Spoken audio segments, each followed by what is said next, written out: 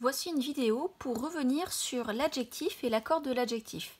Donc on a déjà vu que l'adjectif s'accorde avec le nom qu'il précise.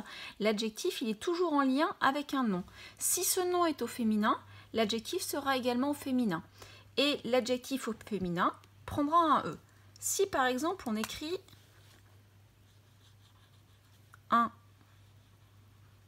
chien disparu, si on le met au féminin, ça nous donnera une chienne.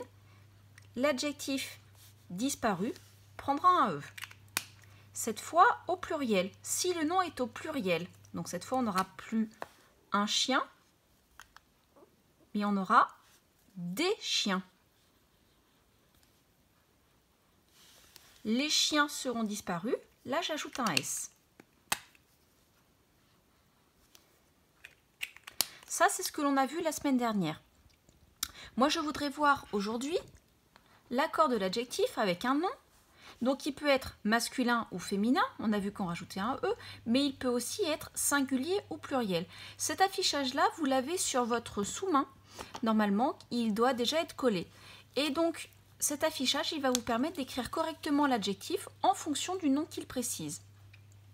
L'adjectif donc va s'accorder avec le nom et je vais faire ce que l'on appelle le voyage de l'adjectif pour savoir quelle va être la terminaison à la fin de l'adjectif. Si on prend un exemple, une voiture bleue,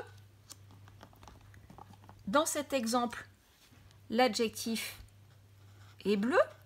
Qu'est-ce qui est bleu? C'est la voiture.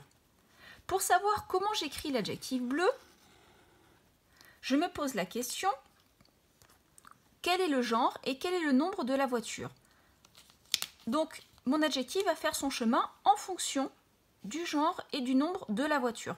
La voiture, on dit une voiture, c'est donc un nom féminin.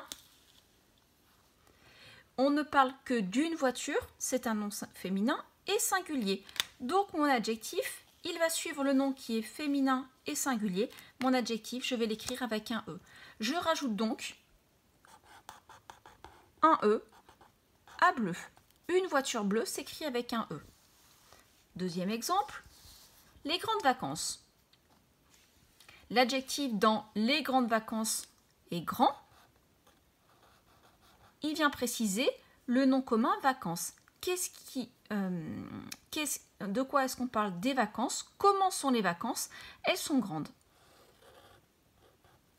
Pour savoir comment je vais écrire mon adjectif grand, je me demande quel est le genre et quel est le nombre de vacances. Donc je reprends mon affichage et je vais suivre le chemin, pour l'adjectif, je vais suivre le chemin du nom. Vacances, c'est un nom qui est féminin parce qu'on parle d'une vacance. Et il est au pluriel parce que ce sont les vacances, donc on va l'écrire ES. Les grandes vacances, on entendait le E, mais on n'entendait pas le S. Les grandes vacances vont s'écrire avec un E et avec un S. Ton meilleur ami. Dans ton meilleur ami, l'adjectif est meilleur.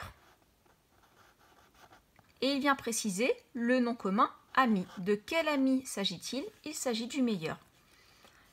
Le mot ami, il est masculin. Et il est singulier, ce qui veut dire que à mon mot meilleur, je ne vais rien rajouter. Cette étoile, elle veut dire qu'on ne rajoute rien. Ton meilleur ami s'écrit comme cela, il n'y a pas de terminaison. Là maintenant, on n'a plus uniquement un groupe nominal, on a une phrase avec un verbe. Ces vélos sont cassés. Dans cette phrase, l'adjectif est cassé. Qu'est-ce qui est cassé? Ce sont ces vélos. Je fais le chemin de l'adjectif en me demandant quel est le genre et quel est le nombre du mot vélo. Ces vélos, un vélo c'est un nom masculin et il est au pluriel, il y a plusieurs vélos. Je vais donc rajouter un S ou un X. Là pour casser, c'est un S qu'on va rajouter. Ces vélos sont cassés, je vais écrire cassé avec un S. J'ai ensuite une énorme guêpe agitée. Là, ici, dans ce groupe nominal, hein, c'est un groupe nominal, ce n'est pas une phrase, parce qu'il n'y a pas de verbe. Dans ce groupe nominal, j'ai deux adjectifs. Le nom commun, c'est guêpe. Comment est la guêpe? Elle est à la fois énorme et agitée. Donc, pour chacun de ces deux adjectifs, je vais me demander comment je vais l'écrire, quelle va être la terminaison à la fin. La guêpe, c'est un nom féminin et singulier. Il va donc falloir que je rajoute un E. Il va falloir que je rajoute un E à énorme. Énorme, j'ai déjà le E, donc je n'en rajoute pas. Et pour agiter, ça sera la même chose, parce que le mot agité vient préciser également le nom commun guêpe. Donc, c'est toujours féminin et singulier. Je dois rajouter un E. Là, cette fois, j'avais un E avec accent, donc il faut que je rajoute un E. Une énorme guêpe agitée. J'ai rajouté un E à agiter et à énorme, sauf qu'il n'y en avait pas besoin. Et enfin, tu portes une veste et un pantalon troué. Là, on a à nouveau une phrase et on a un adjectif. Tu portes une veste et un pantalon troué. On va se demander qu'est-ce qui est troué. Ce qui est troué, c'est à la fois le pantalon et la veste. Donc cette fois, j'ai deux mots qui viennent, qui sont en rapport avec cet adjectif troué. Donc, lorsque je fais le chemin de mon adjectif, je me demande d'abord le genre. Une veste plus un pantalon. Comme j'ai un nom féminin et un nom masculin, c'est le masculin qui l'emporte. Et ensuite, j'ai deux choses. Une veste et un pantalon, c'est le pluriel. Donc, je mettrai un S. Tu portes une veste et un pantalon troué. Je rajoute un S à troué.